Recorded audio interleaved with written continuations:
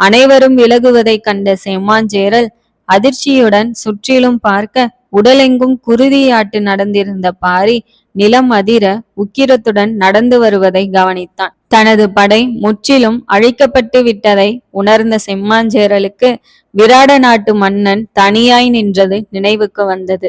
போரை பறி கொடுத்தாலும் பாரியை வீழ்த்திவிட வேண்டும் என்று எண்ணியவாறு பாரியை நோக்கி நடந்தான். செங்குருதியில் நனைந்த பாரியை செம்மாஞ்சேரல் பார்க்க காடுகளையும் பரம்பையும் அழிக்க எண்ணிய செம்மாஞ்சேரலை பாரி பார்த்தான். பல்லாயிரக்கணக்கான வீரர்களின் பேரழிவுக்கு காரணமான செம்மாஞ்சேரலை கண்டவுடன் பாரியின் மனம் வெறுப்பை உமிழ்ந்தது. ராசசிம்மன் வீழ்ந்திருப்பான் என்பதை செம்மாஞ்சேரலால் சற்றும் நம்ப முடியவில்லை. ஏமாற்றத்தை புறந்தள்ளியவன் பாரியை நெருங்கி தாக்க துவங்கினான். போரிட துவங்கியதுமே சேரவேந்தனுக்கு பாரியின் ஆற்றல் தெரிந்தது. ஒவ்வொரு வாழ்வீச்சும் இடியின் ஆற்றலை தாங்கி மின்னலாக வந்தது. கொற்றவையின் உக்கிரமேறியிருந்த பாரி சில கணங்களையும் வீணாக்க மனமின்றி வேகமாக மோதினான். பாரியின் உத்தியை செம்மாஞ்சேரல் கணிக்க முயல வரையறுக்க முடியாமல் இருந்தான் பாரி. வரையறை இல்லாமல் இருந்தான். இருவரும் சுழன்றவாறு வேகமாக போரிட துவங்கினர்.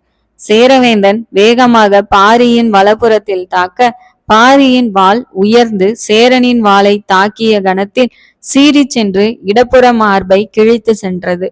செம்மாஞ்சேரல் அதிர்ந்து பின்வாங்கினான். சற்று சுதாரித்தவன் மீண்டும் முன்னேறி பாரியின் இடப்புறத்தில் தாக்க பாரியின் வாள் சேரனின் வாளை தாக்கிய கணத்தில் சுழன்று வலப்புற மார்பை பிளந்து சென்றது. செம்மாஞ்சேரல் திகைத்து போனான். கண்களால் காணவியலா வேகத்தில் பாரியின் வேகம் இருந்தது.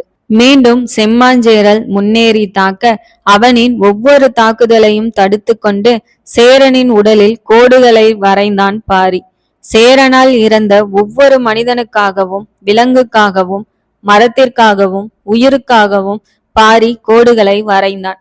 உடலின் ஒவ்வொரு நரம்பையும் வெட்டி செம்மாஞ்சேரலை அவனது குருதியிலேயே குளிப்பாட்ட துவங்கினான்.